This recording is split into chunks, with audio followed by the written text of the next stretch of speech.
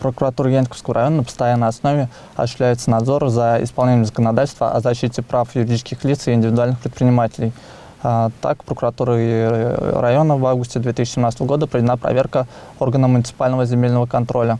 Установлено, что в июле и в августе 2017 года органом муниципального земельного контроля при администрации Яньковского района проведено 2 проверки, в ходе которых были выявлены нарушения в 2 организациях и выданы предписания. Вместе с тем информация о результатах проверок в единый реестр проверок органа муниципального земельного контроля не размещена, в связи с чем были нарушены права неопределенного круга лиц на возможность ознакомления с результатами проверок.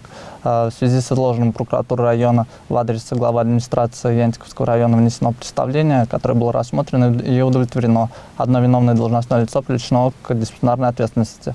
Также нарушения были устранены, указанная информация была размещена на сайте.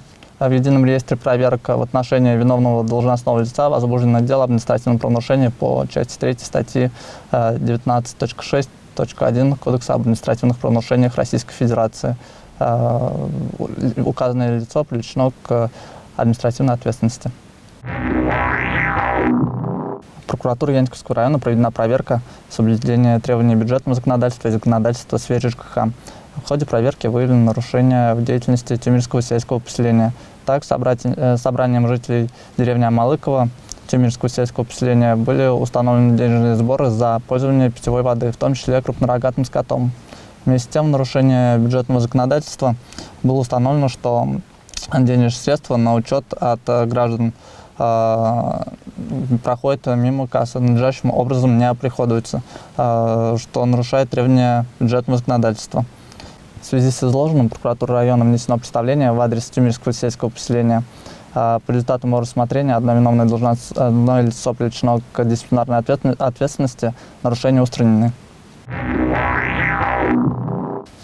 Прокуратура Яньковского района разъясняет: досудебный порядок урегулирования спора в сфере обязательного страхования гражданской ответственности владельцев транспортных средств является обязательной. Такие изменения вступили в силу с 1 сентября 2014 года. Правило об обязательном досудебном порядке урегулирования спора применяется в случае предъявления иска к профессиональному объединению страховщиков о взыскании компенсации выплат. То есть гражданин, чтобы получить какие-либо возмещения по страховым обязательствам, обязан первоначально обратиться с письменным требованием к своему страховщику. И только после этого, если его требования не были удовлетворены, обратиться в установленном порядке в суд. С вами был помощник прокурора Яньковского района Жестянкин Игорь Дмитриевич. Всего вам хорошего. Здравствуйте, уважаемые телезрители. Сегодня с вами заместитель прокурора Яньковского района Афанасьев Андрей Владимирович. Хотел бы вам рассказать о таком направлении работы органов прокуратуры, как обеспечение и защита имущественных прав муниципальных образований и государства. И привести примеры из такой работы. В частности, органами прокуратуры принимаются меры по взысканию в интересах муниципалитетов, государства ущерба, причиненного преступления. В особенности это касается преступлений коррупционного характера. К примеру, 10 июля сего года Урмарским районным судом было рассмотрено уголовное дело в отношении начальника отдела социального развития архивного дела Чайкиной и жителей Яньковского района Совина. В ходе рассмотрения уголовного дела было установлено, что Чайкина, занимая указанную должность путем обмана и злоупотребления доверия, похитила денежные средства, вырученные от продажи входных билетов на конкурсы Яньковского красавица в 2013, 2014 и 2015 годах. Сумма хищения за каждый год, соответственно, составила 17, 25 и 10,5 тысяч рублей. Кроме того, Чайкина обеспечила эффективное трудоустройство Совина на работу в муниципальное учреждение культуры продолжительностью практически полгода. Между тем, данный гражданин работу фактически не выполнял.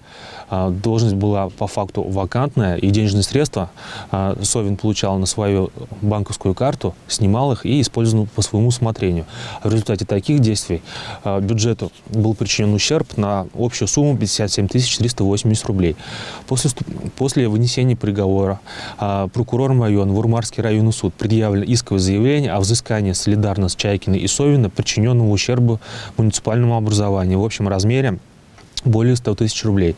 В настоящее время исковое заявление находится на рассмотрении суда. Решение не вынесено. Прокуратура района на постоянной основе осуществляется надзор за исполнением законодательства о противодействии коррупции.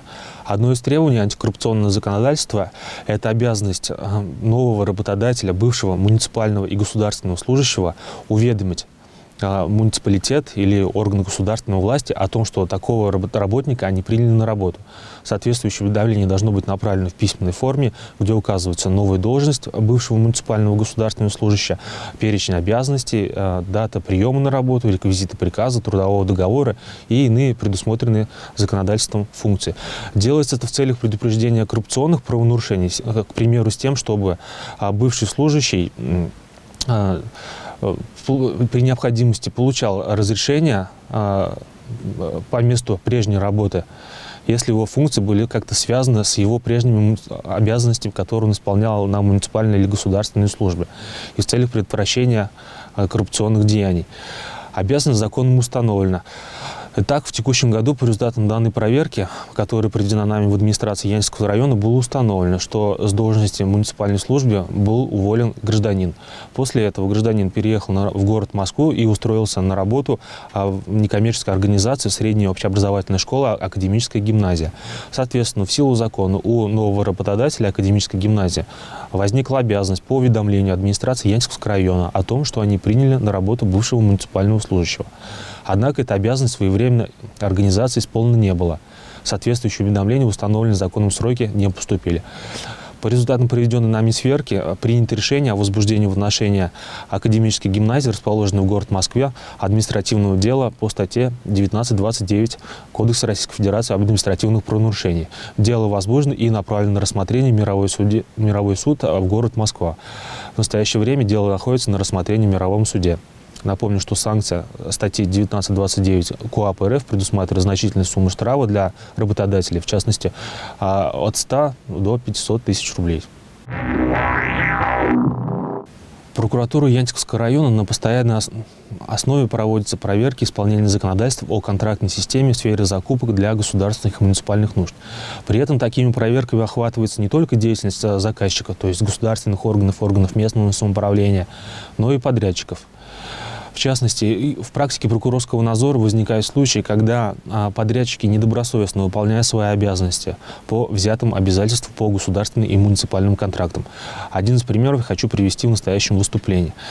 Так, на территории Янтикского района в 2015 году, в 4-м квартале, рядом сельских поселений были заключены муниципальные контракты на строительство автомобильных дорог местного значения.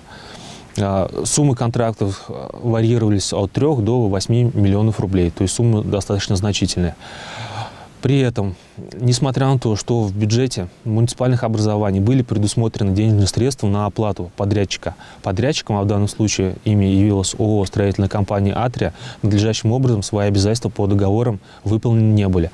В частности, было установлено, что на протяжении практически 2 лет контракты не были исполнены по 3 муниципальным образованиям.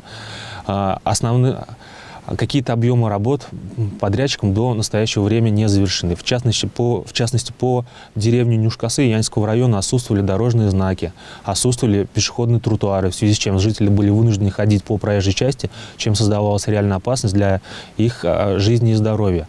Кроме того, ввиду того, что не выполнены определенные объемы работ по укладке водопропускных систем, часть огородов близлежащих жителей, которые проживали непосредственно возле дороги, весной заливала талыми водами. И иногда такая ситуация наблюдалась при сильных ливневых дождях.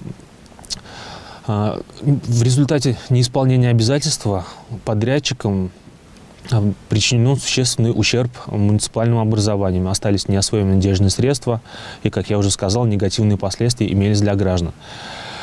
В результате изложенного прокуратура района принято решение о возбуждении в отношении недобросовестного подрядчика административных дел. В настоящее время административные дела возбуждены по 3 муниципальным контрактам, вернее, по фактам неисполнения обязательств по 3 контрактам.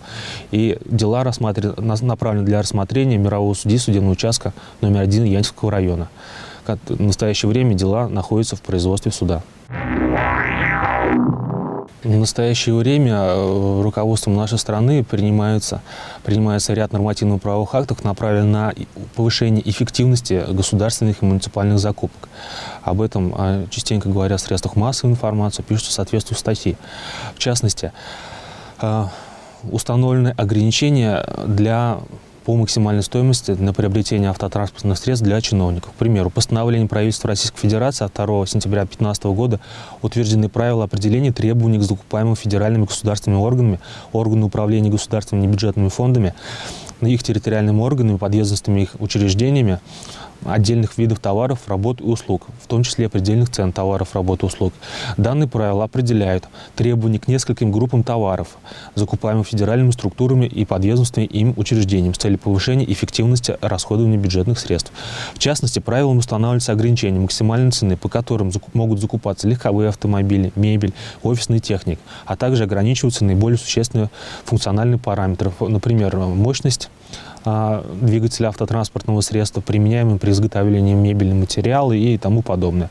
Установление указанных ограничений и критериев направлено на исключение приобретения за счет бюджетных средств необоснованно дорогостоящих товаров. Такие требования муниципалитетами Янтикского района соблюдаются в ходе проведенной в текущем году проверки в фактах приобретения излишне дорогостоящих товаров, в том числе в отношении которых имеется непосредственный запрет федерального законодательства, не выявлено.